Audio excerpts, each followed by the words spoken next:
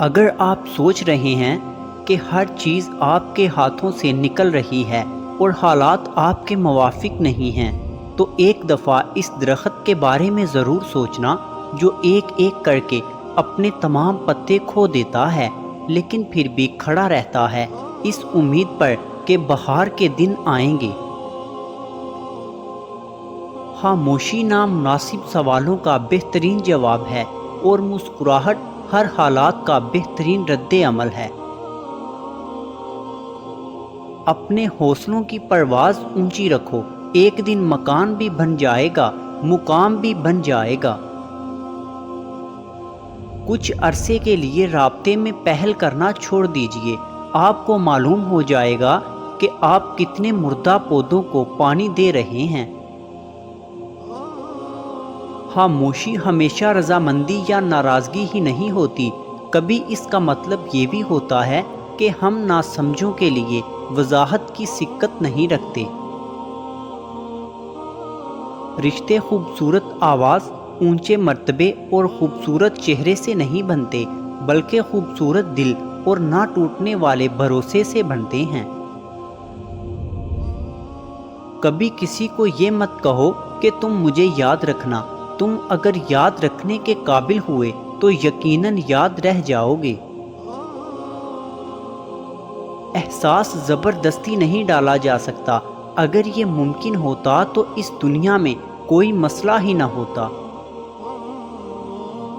عمر کا تعلق سالوں سے نہیں ہوتا، بعض اوقات انسان عین جوانی میں صدیوں پرانا ہو جاتا ہے۔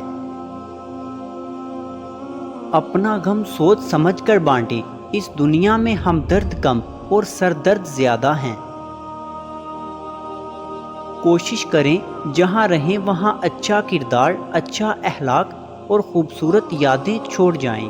لوگوں کی خدمت کریں، لوگوں کے لیے آسانیاں پیدا کریں، کیونکہ آپ تو چلے جائیں گے مگر آپ کا کردار، آپ کا اخلاق، آپ کی خوبصورت یادیں باقی رہ جائیں گی۔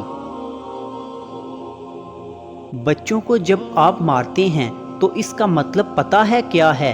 کہ آپ میں سمجھانے کی صلاحیت نہیں ہے۔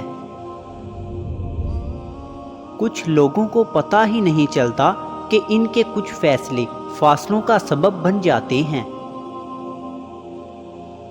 مغرور آدمی اس پرندے کی طرح ہے جو آسمان کی طرف جتنا بلند ہوتا جاتا ہے، لوگوں کی نظروں میں اتنا ہی چھوٹا ہوتا جاتا ہے۔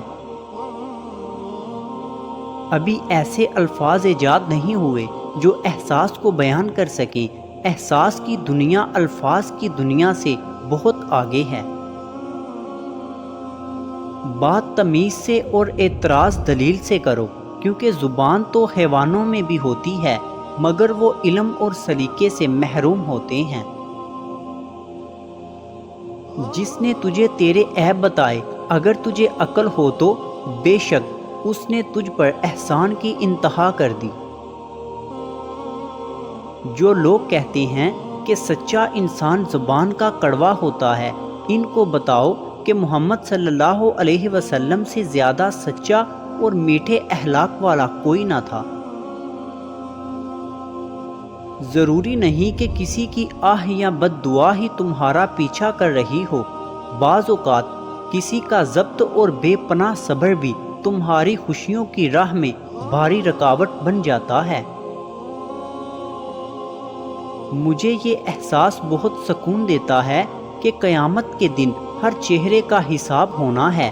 مجھے اب لوگوں کے دیے گئے دکھوں پر دکھ نہیں ہوتا بلکہ ان پر ترس آتا ہے۔ اللہ پر یقین والے دعا مانگنے کو کبھی معمولی نہیں سمجھتے، وہ اللہ پر توکل رکھتے ہیں، ناممکن کو بھی مانگنا جاری رکھتے ہیں۔ یاد رکھو، اگر تم تنہائی میں بھی گناہ کرو تو بھی 4 گواہ بالکل تیار ہیں: آنکھیں، دل، کان اور ہاتھ۔